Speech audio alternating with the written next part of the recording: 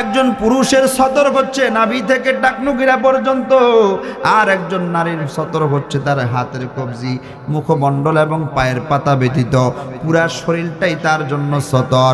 আল্লাহ পাক রব্বুল আলামিন কদ আনসালনা আলাইকুম লিবাসা, যেই লিবাস আমাদের জন্য ব্যবস্থা করেছেন, ওই লিবাস দ্বারা আমাদেরকে বলেছেন ইউআরি সাওআতিকুম, তোমরা ওই লিবাস দ্বারা তোমাদের ইজ্জত আবরুকে ঢেকে নিবা। জোরে জোরে বলেন সুবহানাল্লাহ।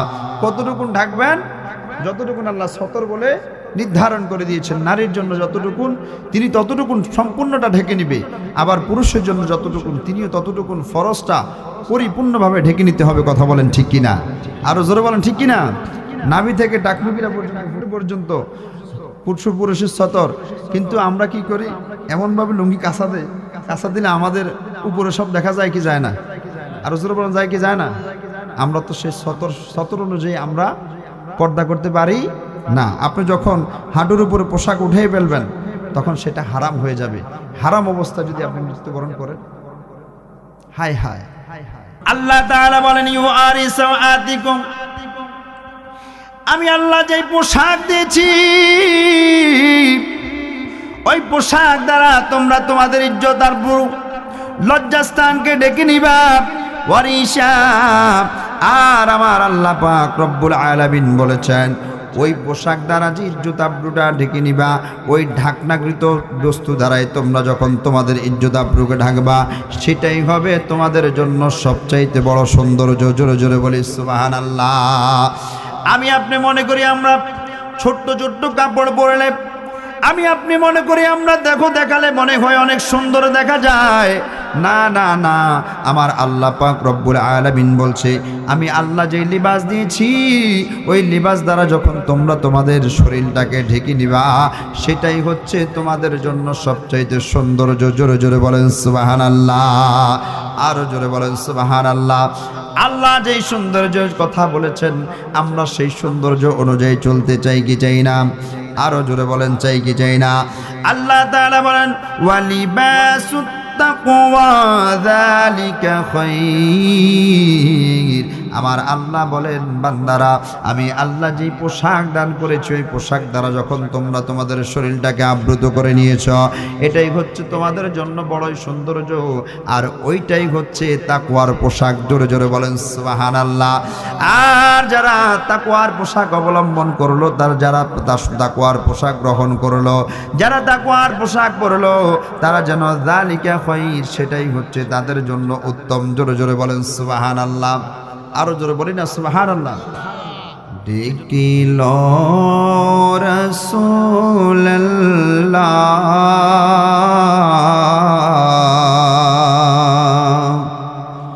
রওজা পাকের কিনারে। আমরা নবীর রওজায় যেতে চাই কি চাই না? তাহলে একটু সবাই মিলে পড়ি, ডেকিল রাসূলুল্লাহ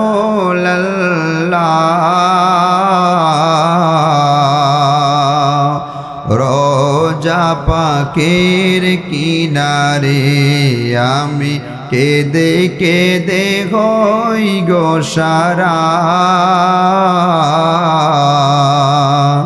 ধন্য করো দিদারে। আমি কেঁদে কেঁদে হই গো সারা, ধন্য করো দিদারে। দুই সাথীকে পাশে নিয়ে হায় ঘুমিয়ে আছেন নিঝুম নিরালায়। দুই সাথীকে পাশে নিয়ে হায় ঘুমিয়ে আছেন নিঝুম নিরালায়। সাড়া দাও রাসূলুল্লাহ ডাকে অধম তোমারে। সাড়া দাও রাসূলুল্লাহ ডাকে আশিক তোমারে ডেকে লও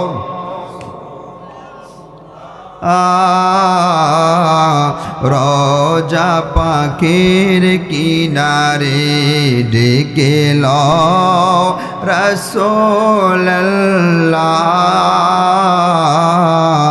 রোজা পাখির কিনারে আজ রোজায় শুয়ে থেকে হায় কাঁদেন তিনি উম্মতের মায়ায় আজ রোজায় শুয়ে থেকে হায় কাঁদেন তিনি উম্মতের মায়ায় মোদের অশ্রু ভেজা এ সালাম পৌঁছে দিও রওজায় মোদের অশ্রু ভেজা এ সালাম পৌঁছে দিও রওজায় ডেকে লও রাসূলুল্লাহ রোজা পাখির কিনারে আমি কেঁদে কেঁদে হই গো সারা ধন্য করো দিদারে সকলে পড়ি মারহাবা। পর্দা এমন একটি জিনিস যার অর্থ হচ্ছে ঢেকে দেওয়া, আবৃত করা। পর্দাটা আল্লাহ পাক রব্বুল আলামিন নারী এবং পুরুষ উভয়ের উপর ফরজ করেছেন। কথা বলেন ঠিক কিনা? আরো জোরে বলেন ঠিক কিনা? স্বাভাবিকভাবে গ্রাম্য ভাষায় পর্দা বলতে আমরা যা বুঝি সেটা হচ্ছে বেগানা নারী এবং বেগানা পুরুষ থেকে নিজের চক্ষু এবং লজ্জাস্থানকে হেফাজত করার নাম হচ্ছে পর্দা। সুবহানাল্লাহ পড়েন, আর জোরে বলেন সুবহানাল্লাহ। একে অপরের দিকে না তাকানোর বিষয়ে, অপরের সম্মুখে না যাওয়ার বিষয়ে এবং পোশাক পরিচ্ছদ দিয়ে নিজের লজ্জাস্থান ইজ্জত আবরুকে ঢাকার বিষয়ে আল্লাহ এবং আল্লাহ রাসূল অনেক সতর্কতা দিয়েছেন এবং ওই সতর্কতা স্বরূপ আল্লাহ পাক রব্বুল আলামিন এই পর্দাকে ফরজ করে দিয়েছেন যাতে বান্দা সদা সর্বদা নিজের ইজ্জত আবরুকে ঢেকে পর্দার ভিতরে আবদ্ধ থাকে। সেজন্য আল্লাহ পাক রব্বুল আলামিন পর্দাকে আমাদের উপর ফরজ করে দিয়েছেন। জোরে বলেন সুবহানাল্লাহ। সেজন্য আপনারা বলেন আমাদেরকে পর্দা করার দরকার আছে না নাই? আরো জোরে বলেন আছে না নাই? বর্তমান সময়ে সমাজের মধ্যে পর্দার প্রচলন নাই বললেই চলে, ঠিক কিনা বলেন? আগেরকার সময় দেখা যেত, বেশি দিন না, হয়তো 10-15 বছর আগেও দেখা যেত নারীরা রাত্রেবেলায় বাড়ি থেকে বের হতেন, দূরে কোথাও যেতেন না, বড় জোর বাবার বাড়িতে যেতেন, বোনের বাড়িতে যেতেন, ভাইয়ের বাড়িতে যেতেন, তাও রাত্রিবেলায় পরিপূর্ণ পর্দা মেনটেন করে বড় কালো ভোরকা পরিধান করে হাত মোজা পা মোজা লাগিয়ে এরপরে আবার ছাতা হাতে নিতেন, ঠিক কিনা? আপনাদের এলাকায় ছিল কিনা এটা? আমরা যারা বসে আছি আমাদের দাদি এবং মারাই এটা করতেন, ঠিক কিনা বলেন? কিন্তু বর্তমান সময়ে হাত মোজা পা মোজা গেছে, ভোরকাও 50% 60% উঠে গেছে।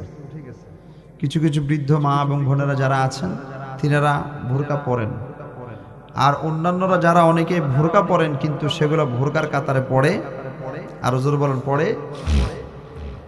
সেজন্য পর্দার অনেক গুরুত্ব রয়েছে, সে অনুযায়ী আমাদেরকে পর্দার ভিতরে আবদ্ধ হতে হবে। কারণ আল্লাহ পাক রব্বুল আলামিন কোরআনুল কারিমে পর্দার ব্যাপারে আমাদেরকে জানিয়ে দিয়েছেন যে বান্দারা তোমরা পর্দা করতে হবে। যদি পর্দা আমি আপনি না করি তাহলে আল্লাহ পাক রব্বুল আলামিনের কাছে আমাদেরকে এই পর্দার ব্যাপারে জবাবদিহিতা করতে হবে। কথা বলেন ঠিক কিনা?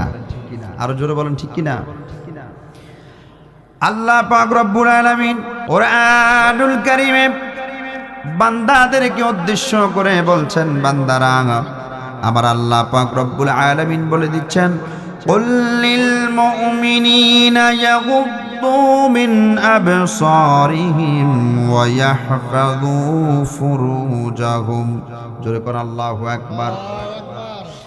আল্লাহ পাক রব্বুল আলামিন নবী করিম সাল্লাল্লাহু আলাইহি ওয়াসাল্লামকে বলে দিচ্ছেন, ইয়া রাসূলুল্লাহ, ইয়া হাবিবাল্লাহ, ও মায়ার নবীজি, আপনি বলে দেন যারা মুমিন, যারা ইমানদার, যারা ঈমান এনেছে, যারা মুত্তাকি হতে চায়, যারা ইমানদার, ওই সকল ইমানদারকে আপনি বলে দেন ইয়াগুদ্দু মিন আবসারিহিম, তারা যেন তাদের চক্ষু দৃষ্টিকে নিম্নগামী রাখে, হেফাজত করে। জোরে বলেন সুবহানাল্লাহ। আল্লাহ বলছেন আপনার উম্মতেরা এবং আমি আল্লাহর মুমিন বান্দারা যেন চক্ষুর দৃষ্টিকে নিম্নগামী রাখে, চক্ষুকে যেন হেফাজত করে। কোত্থেকে? বেগানা নারীদের থেকে, অশ্লীল জিনিস দেখা থেকে। আমরা তো বর্তমান সময়ে মোবাইলটা হাতে নিলেই অশ্লীল জিনিস দেখা শুরু করি, কথা বলেন ঠিক কিনা? আমাদের চক্ষু হেফাজত হয় না, অথচ আল্লাহ কি বলছেন? আল্লাহ বলছেন চক্ষু হেফাজত করার জন্য, বেগানা নারীদের দিকে না তাকানোর জন্য। একজন মহিলা বাড়ি থেকে বের হলো, 10 জন পুরুষ দোকানের সামনে বসে আছি, আমরা সবাই নিজের চাটা ফেলে ওই মহিলার দিকে তাকিয়ে থাকি, আছে না নাই? আরো জোর বল, আছে না নাই? সেজন্য আল্লাহ বলেছেন, ও আমার বান্দারা, তোমরা তোমাদের চক্ষু দৃষ্টিকে হেফাজত রাখো। এই চক্ষু দৃষ্টি যদি আপনি হেফাজত না রাখতে পারেন, তাহলে আপনারা আমার চক্ষুকে আল্লাহ পাক রব্বুল আলামিন জাহান্নামে নিপতিত করে, জাহান্নামের শিকল দ্বারা আমাদেরকে আবদ্ধ করে, আমাদের চক্ষুকে জাহান্নামের গরম পেরাক দিয়ে আমাদের চক্ষুকে শাস্তি দিবেন। জোরে জোরে বলেন নাউজুবিল্লাহ। আল্লাহ তাআলা বলেন, ওয়া ইয়াহফাযু ফুরুজাহুম, ও নবী আপনি বলে দেন আপনার উম্মতেরা, আমি আল্লাহর বান্দারা যেন তাদের লজ্জাস্থানকেও হেফাজত করে। জোরে জোরে বলেন সুবহানাল্লাহ, আরো জোরে বলেন সুবহানাল্লাহ। আল্লাহ বলেছেন চক্ষুকে হেফাজত করার জন্য এবং লজ্জাস্থানকে হেফাজত করার জন্য। আর আল্লাহ তাআলা বলেছেন যালিকা আজকা লাহুম, আমার আল্লাহ পাক রব্বুল আলামিন বলেছেন এই চক্ষু এবং লজ্জাস্থান হেফাজতের মধ্যেই তাদের জন্য রয়েছে উত্তম পবিত্রতা। জোরে জোরে বলেন। আমি আপনি যদি চক্ষু এবং লজ্জাস্থানকে হেফাজত করতে পারি, আল্লাহ বলেন এর মধ্যে রয়েছে আমার বান্দাদের জন্য উত্তম পবিত্রতা। জোরে বলেন সুবহানাল্লাহ। আপনি যদি নিজেকে পবিত্র রাখতে চান, পৌত পবিত্র যদি রাখতে চান, চক্ষু এবং লজ্জাস্থানকে হেফাজত করতে পারলেই আমার আপনার পবিত্রতা আসবে। এই ঘোষণা দিয়েছেন কে? আরো জোরে বলেন কে? কিন্তু আমরা তো এই দুইটা জিনিসই করতে পারি না। লজ্জাস্থান হেফাজত করতে পারি না, চক্ষু হেফাজত করতে পারি না। বাবারা মনে রাখবেন, প্রত্যেকটা গুনাহের উদ্রেক ঘটে দৃষ্টিশক্তির মাধ্যমে। কিসের মাধ্যমে? জোরে বলেন কিসের মাধ্যমে? দৃষ্টিশক্তির মাধ্যমে। আপনি যখন কোনো খারাপ বস্তুর দিকে তাকাবেন, তখন ওই বস্তুর বিষয়ে আপনার মনে একটা কি আকর্ষণ তৈরি হবে। সেই আকর্ষণ থেকে সেটাকে পাওয়ার আগ্রহ আপনার ভিতরে বাড়বে, প্রবণতা বাড়বে। সেই প্রবণতা থেকেই আমি আপনি গুনাহের সাথে কি হয়ে যাই? লিপ্ত হয়ে যাই। সেজন্য আগে আমাদেরকে দৃষ্টিশক্তি হেফাজত রাখতে হবে। যদিও দৃষ্টিশক্তির মাঝে খারাপ কোনো কিছু চলে আসে, তারপরে আমাদের নফসকে, আত্মাকে আমাদেরকে পরিশুদ্ধ করতে হবে, আত্মাকে সংযত রাখতে হবে, যেন ওই গুনাহের দিকে আমরা দাবিত না হই। কথা বলেন ঠিক কিনা? আরো জোরে বলেন ঠিক কিনা? আমার বাবারা, বন্ধুরা, আপনি যা কিছু পৃথিবীর জমিনে করছেন, যা কিছু আপনার দ্বারা সংগঠিত হচ্ছে, সব কিছুর খবর আমার আল্লাহ জানেন। আল্লাহ তাআলা বলেন ইন্নাল্লাহা খাবীরুম বিমা ইয়াসনাউন। পৃথিবীর মুসলমান ইমানদার, আমি আপনি যা কিছু করছি সব কিছুর খবর আমার আল্লাহ পাক রব্বুল আলামিন জানেন। আমি আপনি ভালো করছি নাকি খারাপ করছি সকল কিছুর খবর আমার আল্লাহর কাছে আছে। সব কিছু আল্লাহ দেখেন। আমি আপনি পৃথিবীর জমিনে থেকে অন্ধকার ঘরের মধ্যে থেকে যে গুনাহের কাজের সাথে সম্পৃক্ত হয়ে যাচ্ছি, অন্ধকার কামরায় যে গুনাহটা করছি পৃথিবীর কেউ দেখে না। আপনারা বলেন দেখে একজন, তিনি কে? আরো জোরে বলেন তিনি কে? কেউ দেখে না। আপনি গোপনে আরো জন সম্পদ মেরে দিয়েছেন, কেউ দেখে নাই। দেখেছেন কে? আরো জোরে বলেন কে? গোপনে একটি গুনাহ করেছেন রাতের অন্ধকারে, কেউ দেখে নাই আপনার কামরায়, শুধু আপনি। এই শীতকালে আপনি কম্বলের ভিতরে, কেউ দেখার সুযোগ নাই। কম্বলের ভিতর থেকে আপনি একটি গুনাহ করেছেন, বলেন কেউ দেখে নাই যেটা, সেটা দেখেছেন একজন, তিনি কে? আরো জোরে বলেন তিনি কে? আমার আল্লাহ পাক রব্বুল আলামিন সব দেখেন। ও পৃথিবীর মুসলমান, আমি আপনি নিজেকে পরিশুদ্ধ করতে যদি চাই, যদি নিজেকে হেফাজত করতে চাই, নিজের ঈমানটা যদি মজবুত করতে চাই, নিজের দৃষ্টিশক্তি হেফাজত করতে হবে। আমার আপনার আত্মাকে যদি আমরা পৌত পবিত্র করতে চাই, তাহলে আমাদের লজ্জাস্থানকে হেফাজত করতে হবে। বর্তমান সময়ে অধিকাংশ গুনাহ সংগঠিত হয় আমার আপনার দৃষ্টিশক্তির মাধ্যমে। যেই খারাপ জিনিসের দিকে তাকাই, ওই খারাপ জিনিস থেকে অন্তরে যে উদ্রেক ঘটে, ওই উদ্রেক থেকেই আমার আপনার, আমি আপনি পাপের সাথে নিমজ্জিত হয়ে যাই। কথা বলেন ঠিক কিনা? আরো জোরে বলেন ঠিক কিনা? আমার বাবারা, বন্ধুরা, আল্লাহ পাক রব্বুল আলামিন সেজন্যই বলেছেন, বান্দারা তোমরা পর্দা করো, পর্দা করো। আপনি পর্দা করবেন। প্রত্যেকটা নারী এবং পুরুষের উপর আল্লাহ পাক রব্বুল আলামিন পর্দাকে ফরজ করে দিয়েছেন। পুরুষের জন্য যেমন পর্দা, নারীর জন্য তেমন পর্দা। আমরা মনে করি শুধুমাত্র মনে হয় নারীর জন্য পর্দা, না না না। নারীর জন্য যেমন পর্দার বিধান রয়েছে, তেমনি ভাবে সমান্তরালভাবে পুরুষের জন্য পর্দার বিধান রয়েছে। জোরে জোরে বলি সুবহানাল্লাহ, আরো জোরে বলি সুবহানাল্লাহ।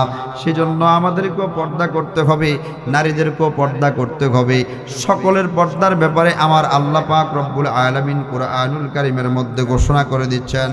আল্লাহ তাআলা কুরআনুল কারীমের মধ্যে আমার আল্লাহ পাক রব্বুল আলামিন বলে দিচ্ছেন, ইয়া বানি আদম ক্বাদ আনসালনা আলাইকুম লিবাসান ইউওয়ারি সাওআতিকুম ওয়া রিশা।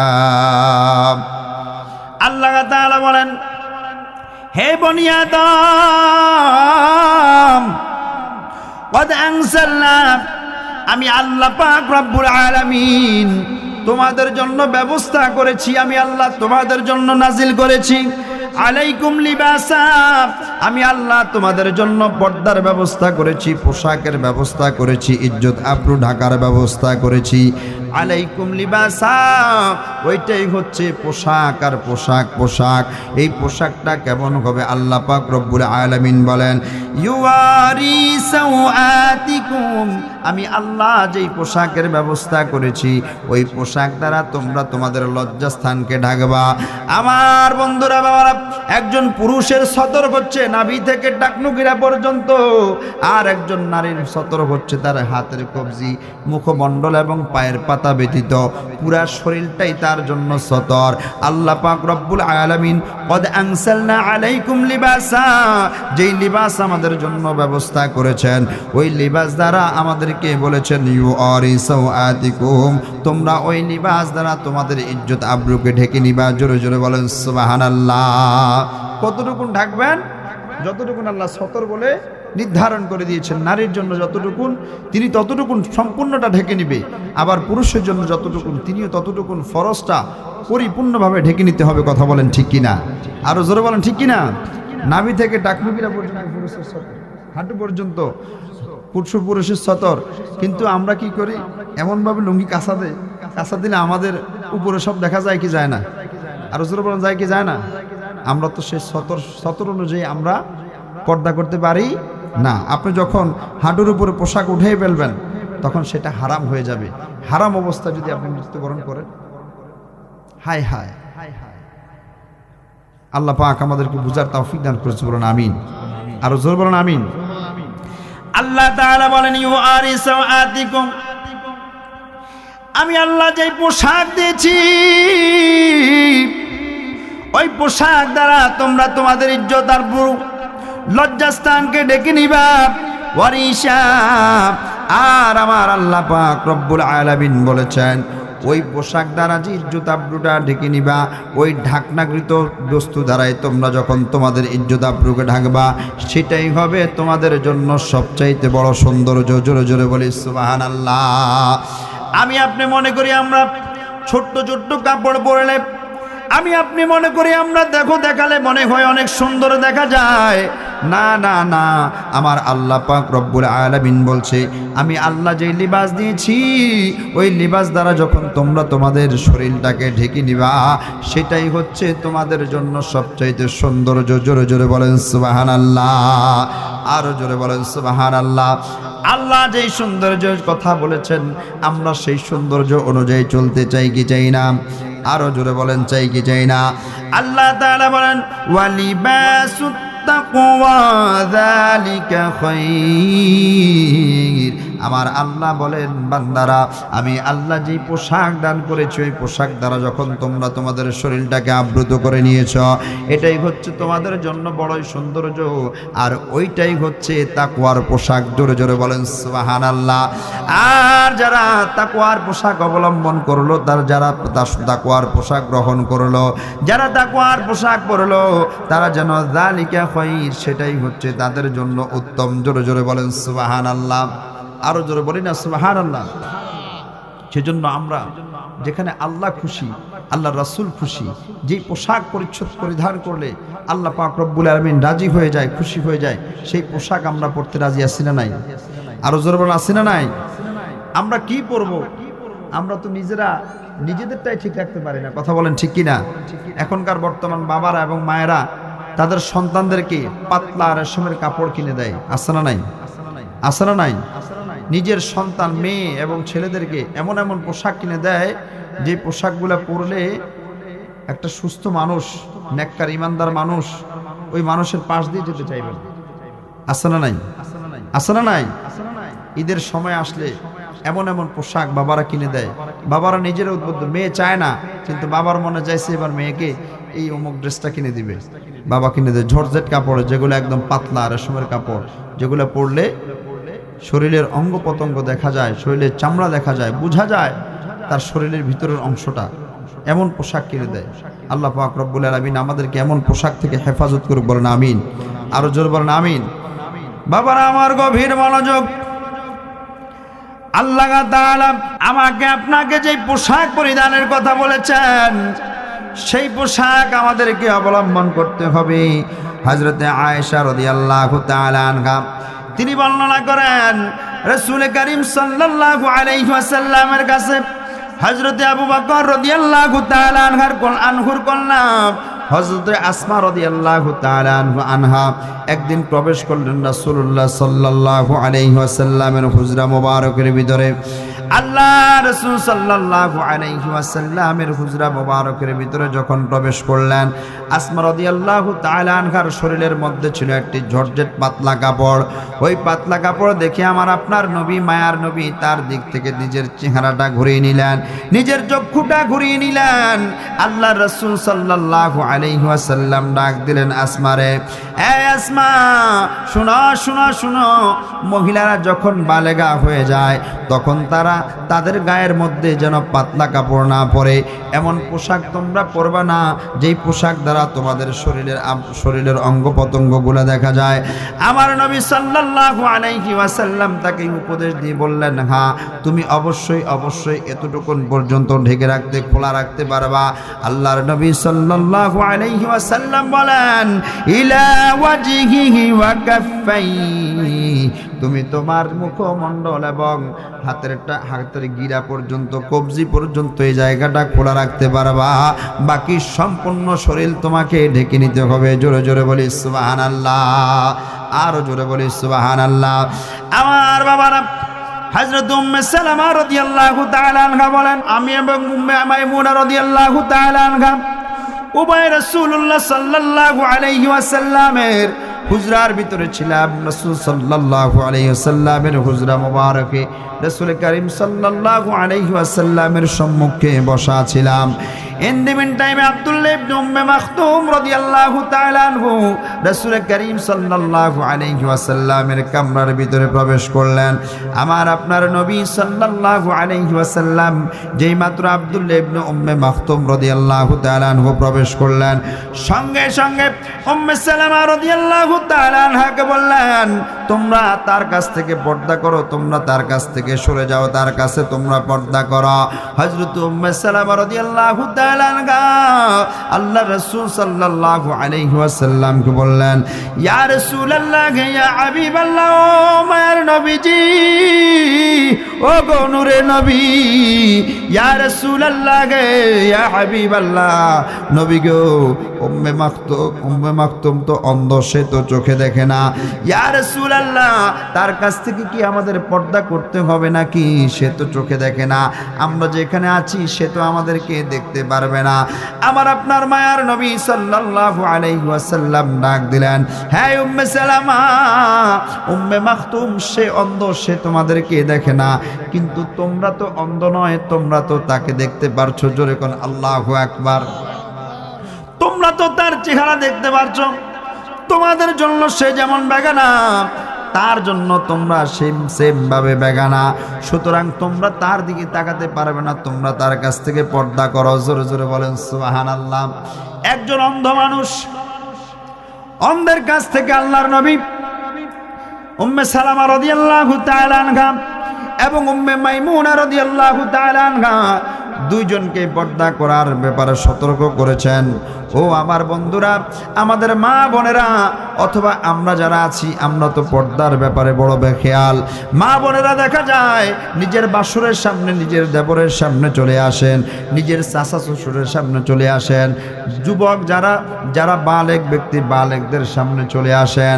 না না না, এমন করা যাবে না।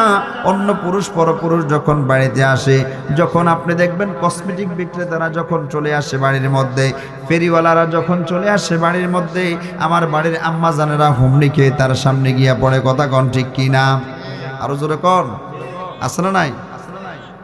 আবার পুরুষ যারা আছেন, কিছু বেদে মহিলা আছেন, ওই বেদে মহিলারা ফেরি করে বেড়ায়।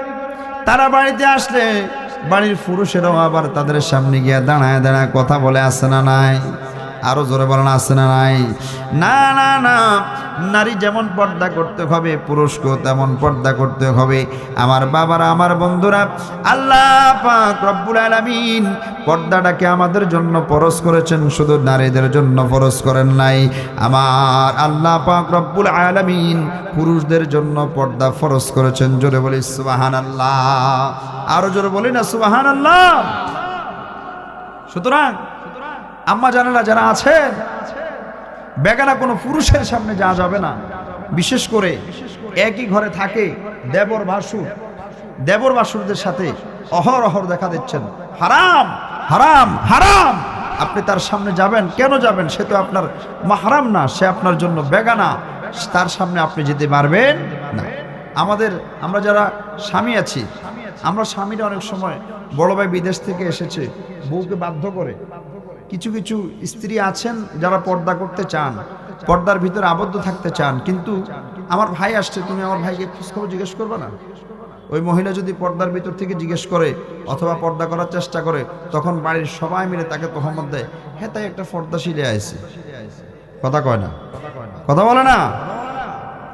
পারিবারিক কলহ শুরু হয়ে যায়, হুজুর, পারিবারিক কলহ শুরু হয়ে যায় পরিবারের মধ্যে। হেতাই আদিলা এত করে দেয় না, একজন আইলে বেয়াকে হেতাই আছে না নাই? বোন জামাইরা আসলে, ভাইয়ের বোন জামাইরা আসলে ভাবি গিয়ে খোঁজ খবর জিজ্ঞেস করা লাগে, ভাবি গিয়ে বেড়ে বেড়ে খাওয়ানো লাগে। কেন খাওয়াবে? উনি রান্না করবে, রান্নার সকল কিছু প্রস্তুত করে দিবে, কিন্তু নিজের ননদের হাজবেন্ডের সামনে তিনি যাওয়ার কোনো অথরিটি ইসলাম দেয় নাই, কোনো অথরিটি ইসলাম দেয় নাই। যাবেন তো পাপ, যাবেন তো পাপ, যাবেন তো পাপ। পর্দার ভিতরে থেকে যতটুকুন সম্ভব ততটুকুন করবেন, কিন্তু পর্দার বাহির হয়ে নিজের পর্দা মেনটেন না করে পরপুরুষের সামনে যাওয়া সম্পূর্ণ হারাম, সম্পূর্ণ হারাম। আল্লাহ পাক আমাদেরকে এই বিষয়গুলো মেনে চলার তৌফিক দান করুন, বলুন আমিন। আরো বলুন আমিন। আমার বাবারা, বন্ধুরা, আল্লাহর নবী সাল্লাল্লাহু আলাইহি ওয়াসাল্লাম বলেন, মান লাবিসা সাওবা শুহরাতিন ফিদ দুনিয়া, যারা পৃথিবীর জমিনে সুখ্যাতির পোশাক পরে, সুখ্যাতির পোশাক বলতে বোঝানো হয়েছে আমরা যারা রেশম কাপড়ের পোশাক পরিধান করি, ছোট্ট ছোট্ট কাপড় পরিধান করে আমরা যারা নিজেদেরকে সুদর্শন বানাতে চাই, আমরা মনে করি এগুলাই সুখ্যাতির পোশাক, কিন্তু না না না, এগুলা সুখ্যাতির পোশাক নয়। আল্লাহ পাক রব্বুল আলামিন যে লিবাসটা আমাদেরকে দান করেছেন সেটাই হচ্ছে সুখ্যাতির পোশাক। সেটা বলে যারা দুনিয়ার জমিনে সুখ্যাতির পোশাক নামে উলঙ্গপনা করবে, ছোট্ট ছোট্ট কাপড় পরে নিজেকে প্রদর্শিত করবে, ছোট্ট কাপড় পরে অন্যের মনোরঞ্জন করবে, অন্যকে নিজের কাছে আকর্ষিত করে তুলবে, আমার আল্লাহর নবী সাল্লাল্লাহু আলাইহি ওয়াসাল্লাম বলে, আলবাসাহুল্লাহু সাওবা মাযাল্লাতি ইয়াউমাল কিয়ামা, আমার আল্লাহ পাক রব্বুল আলামিন কিয়ামতের ময়দানে তাকে অপমানের পোশাক পরায়া দিবেন। জোরে জোরে বলেন নাউজুবিল্লাহ, আরো জোরে বলেন নাউজুবিল্লাহ। দুনিয়ার জমিনে আপনি যদি বেপর্দাশীল পোশাক পরে নিজেকে সুখ্যাতি অর্জন করার জন্য ফুটিয়ে তুলতে চান, আমার আল্লাহ পাক রব্বুল আলামিন কিয়ামতের দিন আপনাকে অপমানের লাঞ্ছনার পোশাক পরিয়ে দিবেন। জোরে বলেন নাউজুবিল্লাহ। আমরা কি এমন সুখ্যাতির পোশাক চাই নাকি তাকওয়ার পোশাক চাই? আরো জোরে বলেন কেমন পোশাক? তাকওয়ার পোশাক পরতে রাজি আছি তো ইনশাআল্লাহ। আল্লাহ পাক আমাদেরকে তাকওয়ার পোশাক অবলম্বন করার তৌফিক দান করুন, বলুন আমিন। আল্লাহর নবী বলেন, কুলু ওয়াশরাবু ওয়া তাসাদ্দাকু ওয়ালবাসু, ও পৃথিবীর মুসলমান, কুলু তোমরা খাও, ওয়াশরাবু তোমরা পান করো, ওয়া তাসাদ্দাকু এবং তোমরা দান করো, ওয়ালবাসু এবং তোমরা পরিধান করো। কিন্তু বাবারা, আমার কথা আছে, আমার আল্লাহ বলেন, মা লাম ইউখালিতুহু ইসরাফু ওয়ালা মাখিলা, পৃথিবীর মুসলমান ইমানদার আল্লাহর গোলাম, ততক্ষণ পর্যন্ত তোমরা খাও, ততক্ষণ পর্যন্ত তোমরা পান করো, ততক্ষণ পর্যন্ত তোমরা দান করো, যতক্ষণ পর্যন্ত অপব্যয় না হয়, আর ততক্ষণ পর্যন্ত তোমরা পরিধান করো, যতক্ষণ পর্যন্ত তোমাদের ভিতরে অহংকার অহমিকা না আসে। জোরে জোরে বলেন সুবহানাল্লাহ। যতক্ষণ পর্যন্ত অহংকার না আসবে ততক্ষণ পর্যন্ত আপনি পোশাক পরতে থাকেন। যেই পোশাক পরলে আপনার ভিতরে অহংকার চলে আসে সেই পোশাক পরা যাবে? আরো জোরে বলেন যাবে না। যেই পোশাক পরলে ভিতরে অহমিকা চলে আসে, অহংকার চলে আসে, অহংকার কার চাদর? আল্লাহর চাদর। অহংকার আল্লাহর চাদর। সেজন্য বান্দার জন্য অহংকার করা সাজে না। কেননা আমরা তো আল্লাহর দয়ায় খাই, আল্লাহর দয়ায় পড়ি, আল্লাহর দয়ায় চলি। কথা বলেন ঠিক কিনা? আমাদেরকে সব কিছু দান করেছেন কে? আমরা তো ভিক্ষুক। আমরা কি ভিক্ষুক? আল্লাহর কাছে চেয়ে চেয়ে নেই, আবার অনেক সময় না চাইলেও আল্লাহ দেয়। দেয় কি দেয় না? দেয় কি দেয় না? যারা চায় না তাদেরকে আল্লাহ খাওয়াইতেছে, পড়াইতেছে, ঠিক না? অনেকে আছে না, নামাজ পড়ে না, আছে না নাই? টোটো টোটো করে ঘুরবে। আমার এক বড় ভাই কালকে, অনেকেই চিনবে, নাম বললে, নাম বলবো না, বলতেছে শীতে অজু করার কারণে অজুর ডরে নামাজ পড়ে না, শুধু শুক্রবার নামাজ পড়ে। আসতে বললেন নাউজুবিল্লাহ, আরো জোরে বলেন না নাউজুবিল্লাহ। আমারও বলতেছে, মানে তার চেহারাটা শুষ্ক হয়ে আছে। আমি বললাম, ভাই চেহারার অবস্থা কেন? কয় শুধু শুক্রবারে গোসল করি, শুক্রবারে নামাজ পড়ি। আমি কি বাকিগুলা? কয় শীত উজু করতে পারি না, ডরে নামাজ পড়ি না। নাউজুবিল্লাহ বলেন, আরো জোরে বলেন নাউজুবিল্লাহ। সপ্তাহে গোসল কয়দিন? একদিন। নামাজও কয় ওয়াক্ত? এক ওয়াক্ত।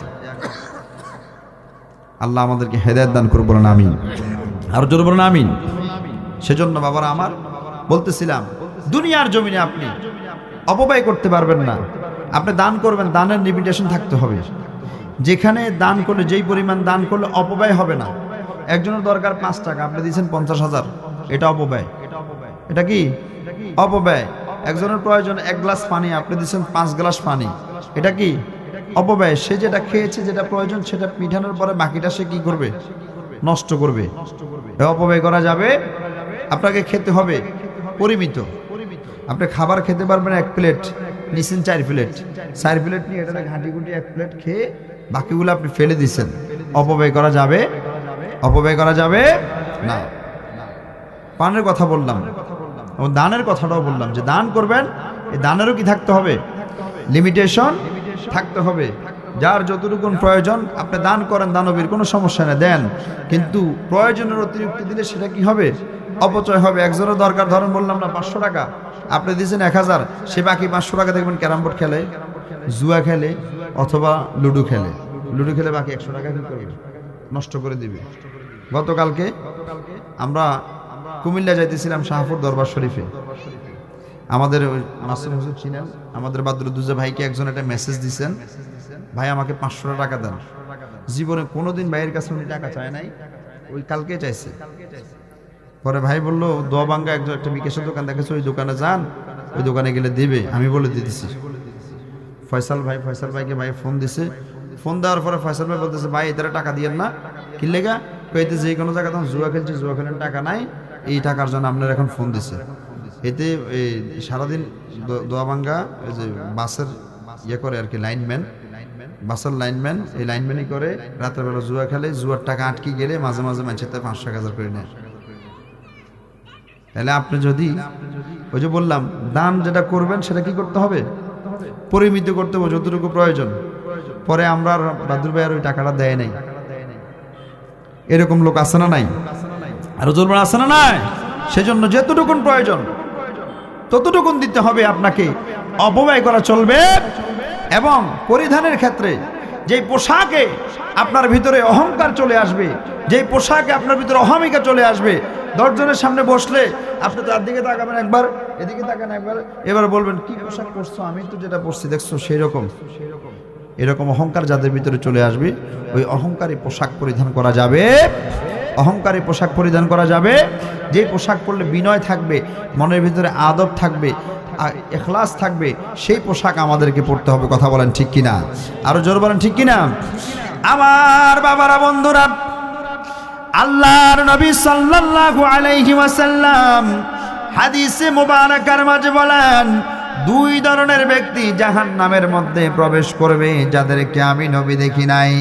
আমার নবী বলেন, সিনফানি মিন আহলিন নার লাম আরাহুমা, 2 শ্রেণীর ব্যক্তি জাহান্নামে প্রবেশ করবে যেই ব্যক্তিদেরকে আমি নবী দেখি নাই। 1 নম্বরে বলতেছিলাম, এমন এক সম্প্রদায় আসবেন যাদের হাতের মধ্যে চাবুক থাকবে, তারা মানুষকে মানুষ মনে করবে না, মানুষকে প্রহার করবে, মানুষের উপর জুলুম নির্যাতন করবে। আমার আপনার নূরের নবী সাল্লাল্লাহু আলাইহি ওয়াসাল্লাম বলেন, ওই সকল ব্যক্তিরা জাহান্নামের মধ্যে নিপতিত হবেন। জোরে জোরে বলেন নাউজুবিল্লাহ। আল্লাহ পাক রব্বুল আলামিনের কাছে আমরা সদা সর্বদা দোয়া করতে হবে, সদা সর্বদা দোয়া করতে হবে আল্লাহ পাক রব্বুল আলামিন যেন আমাদেরকে ওই সকল সম্প্রদায়ের সাথে সম্পৃক্ত না করেন। কথা বলেন ঠিক কিনা?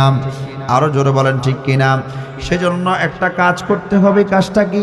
সেই কাজটা হচ্ছে অন্যের উপর জুলুম করা যাবে না, অন্যের উপরে নির্যাতন করা যাবে না, অন্যের উপর অন্যায়ভাবে অন্যের সম্পদ লুণ্ঠন করা যাবে না। কথা বলেন ঠিক কিনা? আরো জোরে বলেন ঠিক কিনা? 2 নম্বরে, পৃথিবীর জমিনে এমন কিছু নারী আসবে, আমার নবী বলেন তাদেরকে আমি দেখি নাই, তবে পৃথিবীর জমিনে এমন কিছু নারী আসবে যারা তাদেরকে আকর্ষিত করার জন্য এমন রেশমের পোশাক পরিধান করবে, ছোট ছোট পোশাক পরিধান করবে, যেই পোশাক পরে অন্যকে আকৃষ্ট করানোর জন্য পোশাক পরবে, নিজেকে অন্যের কাছে সুন্দরভাবে ফুটিয়ে তোলার জন্য নিজেকে সেইভাবে সুসজ্জিত করবে। কিন্তু পৃথিবীর মুসলমান, আল্লাহর নবী সাল্লাল্লাহু আলাইহি ওয়াসাল্লাম বলেন তাদের মাথাগুলো থাকবে উটের কুঞ্জুলির মতো, কিন্তু আমার আল্লাহ পাক রব্বুল আলামিন তাদেরকে জান্নাতে প্রবেশ করাবেন না। জোরে জোরে বলেন নাউজুবিল্লাহ। যারা বেপরদায় বেহায়াপনা ভাবে পৃথিবীর জমিনে চলবে, স্বামীর কথা শুনবে না, ভাইয়ের কথা শুনবে না, বাবার কথা শুনবে না, নিজের আত্মীয় স্বজনের কথা শুনবে না, নিজেকে উলঙ্গ করে দিয়ে নিজেকে আকর্ষিত করার জন্য, নিজেকে দৃষ্টিনন্দন করার জন্য, অন্যের কাছে নিজেকে সুন্দর হিসেবে ফুটিয়ে তোলার জন্য পর্দার বাহিরে চলে যাবে, ওই সকল নারীরা আল্লাহর জান্নাতে প্রবেশ করতে পারবে না। জোরে বলেন নাউজুবিল্লাহ। আরো জোরে বলেন নাউজুবিল্লাহ। আমার নবী ওই সকল নারী যাদেরকে নালত দিয়েছেন, আল্লাহ রাসূল বলেছেন যারা যে পুরুষরা নারীদের পোশাক পরে এবং যেই নারীরা পুরুষদের পোশাক পরে ওই সকল নারী এবং পুরুষের উপর নালত, জোরে বলেন নাউজুবিল্লাহ, যাদেরকে আমার নবী নালত দিয়েছেন তারা কখনো জান্নাতে প্রবেশ করতে পারবে।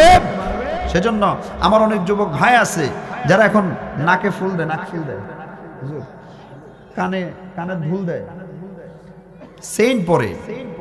মনে রাখবেন পুরুষের জন্য রেশমের কাপড় এবং স্বর্ণের জিনিস ব্যবহার করা সম্পূর্ণ হারাম।